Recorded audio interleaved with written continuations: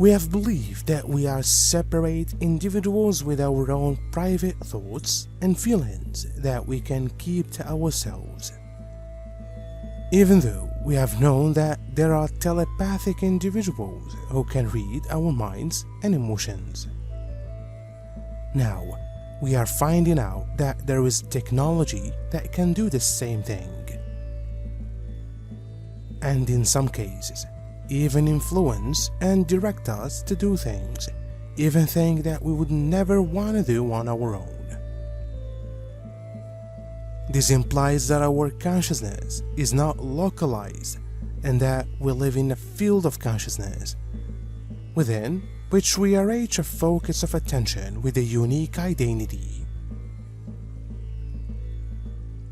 which we may recognize as an energy signature or an electromagnetic expression.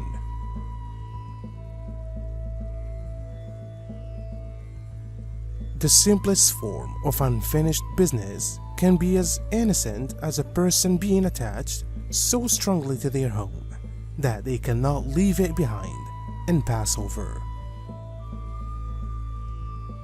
They are known as caretakers and want to stay and make sure the building is being taken care of properly by future owners, as well as to their approval.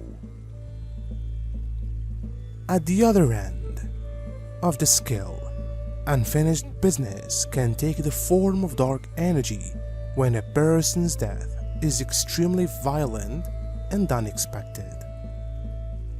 Surprisingly, only a small percentage of paranormal sightings are true ghosts. The majority of them are really sightings of what we call residual energy when an emotional event is replayed over and over again at the same spot and at the same time. Spirits, on the other hand, are not tied to one place. It is believed that spirits are discarnate entities, meaning that they are the soul that has survived when a person dies and no longer has a physical body in which to reside. They are free to move from one dimension to another and can return to us at freely will. Often, it is just a genuine, emotional tie to a loved one, such as wanting a family member to know that a deceased relative is okay. That can be the cause of a visit by a spirit. Suppose you had a magic wand that could create joy whatever you were or whatever you did. Suppose giggles popped to the surface easily and effortlessly. This is your outer world change. Even though there will be times of anger, angst, and perhaps fear, those emotions will weaken and dissipate effortlessly. This is your time of joy, a joy that will spread throughout your interactions. Perhaps you are too tired to rest these new skills of yours. It does not matter, for your new skills of sensing joy in your world is now a given. What do you wish to do with this joy? Keeping joy within you by not interacting with others is perfectly acceptable. Or limiting your joy when you are with certain people, or spreading your joy however you wish. But your joy is no longer hidden in your being, only to be displayed at certain times and certain days. A toddler has as much fun running as they do playing with others. Their joy is spontaneous and contagious, and so it is for you now. Enough with the fears and angst of overcoming your joy. Enough with your need to be a people pleaser, saying the right thing at the right time, and curtailing any comments that might offend others or be inappropriate. Our energy signature is not a secret. It is recognizable to all who choose to perceive it, giving away the qualities of our thoughts and feelings. Our vibratory presence is also responsible for attracting the patterns of energy that come into our experience and repelling those that we are unaware of. We can allow this process of living to happen by default, and we can also choose to direct it as we desire. We have a largely unrecognized power to create and shape our lives by our own attention and how we feel about it and about ourselves. We are subject to influences beyond our personal awareness only to the extent that we are open to them. Every personal experience has its primal formation in our own consciousness. If we strongly desire, we can find inspiring ways to clear our mind and emotions and to feel inspired and creative. We can open our awareness and ask for transcendence in alignment with our heart consciousness and in collaboration with our unseen guides and angels living in the universal field of consciousness.